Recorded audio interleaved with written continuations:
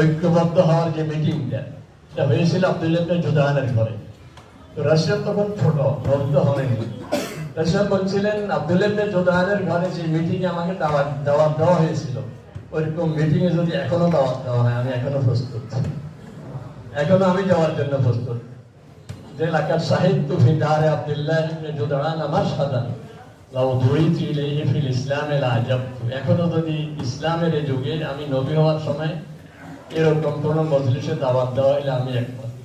এই জন্য আমার ব্যস্ততা ছিল এর ভিতরেও আসলে আমার এক মেহমান মদিনা শরীফ থেকে আসছেন, তিনটার সময় হাজির হতাম। আমাদের ফোন দিয়েছেন, আমি দেখছি, কিন্তু আমি তখন মেহমানকে নিয়ে খাইতেছিলাম। এখন ওনাকে বসে আসছে যে আমি আসতেছি, আবার সন্ধ্যার পর পরে মাহফিল, আজকে আবার দুর্ভাগ্যক্রমে দুইটাই মাহফিল, এই জন্য যেতে হবে। আর আমার এই ভাই মানে আমাকে চিনে নাই, আজকে নাম বলতে বহুত দেরি হয়ে গেছে। এটা আশ্চর্যের কিছু নয়। একবার আমি আসতেছিলাম ঢাকা থেকে, আমার পাশে একজন বসছে, লক্ষ্মীপুরে গুয়াহাটের দিকে বাসা।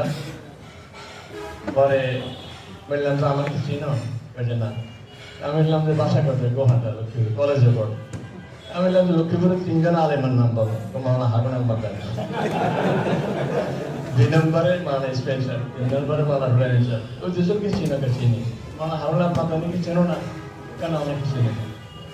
আমি আর বলি না যে আমি সারাফত পারে আসছি। পরে বাড়িতে আসি আমাদের সন্তান ভাইয়ের কাছে বলছে যে হুজুরের সাথে আমি আসছি, হুজুরকে আমি চিনি নাই। আসে যে মানে চিনছে পরে, আপনার না বললে এটা আমি বুঝতাম না।